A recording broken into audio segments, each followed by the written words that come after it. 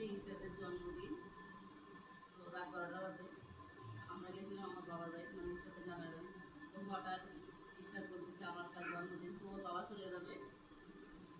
তো এই যে সব দোকানপাট বন্ধ, তো বাবা কোথায় যেন একটা সংগ্রহ করছে। দেখি আমাদের ইচ্ছা ছিল কালকে করা, তো বাবা চলে যাবে সকাল